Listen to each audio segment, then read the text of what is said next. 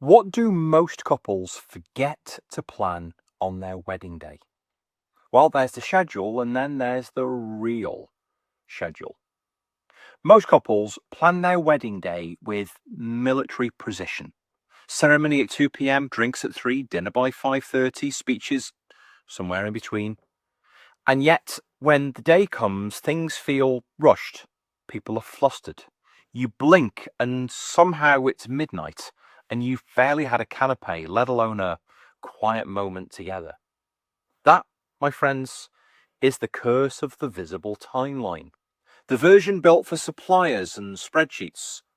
What truly matters is the hidden timeline, the space between the scenes, the energy in the room, and the moments that you never planned because no one told you that they mattered. Well, I'm here to tell you that they do matter, and probably will be the things that matter the most when the dust settles.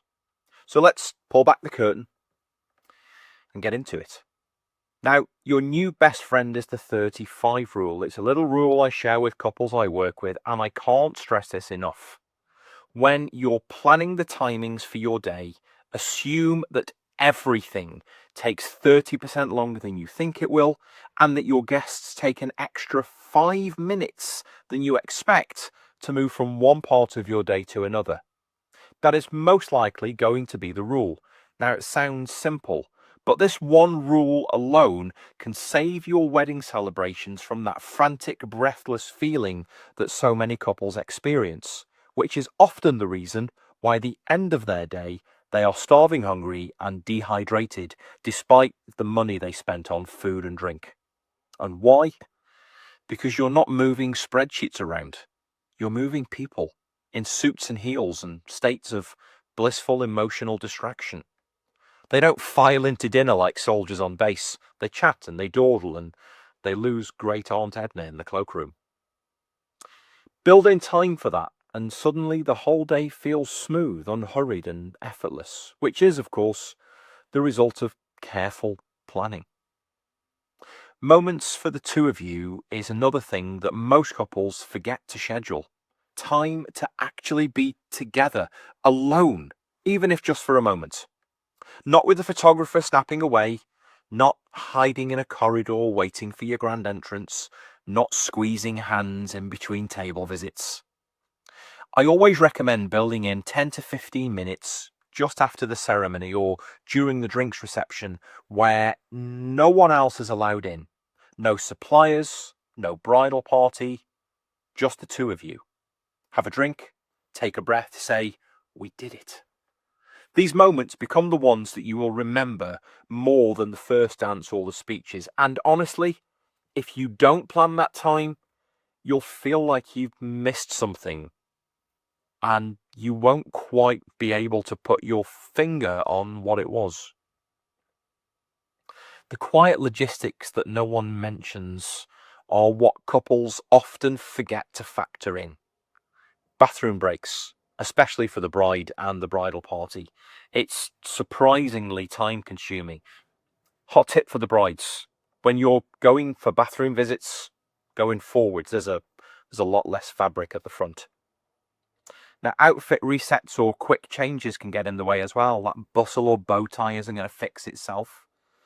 Coordinating suppliers, florist leaving, cake deliveries, band setup, they all require eyes and oversight.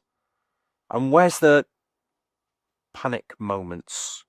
The missing boutonniere, the unreadable USB stick, the cousin who lost their car in the car park. Oh, we've all been there. When you have a host, a planner, or even just a seasoned pro helping to coordinate your day, these moments don't become disasters. They simply disappear behind the scenes while you make memories and have the time of your life. What if it all goes off plan? Well, it will. Something always does, but that's absolutely fine. The flowers may arrive late. The generator might cut out. The speeches might overrun. But here's the truth.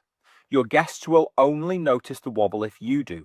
And you'll only notice it if you're stressing and trying to run your own day while also being at the center of it.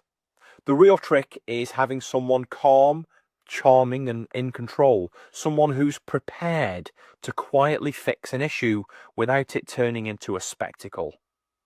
That's where a professional host or MC makes all the difference, really. When the timing goes astray, they'll gently guide it back on track.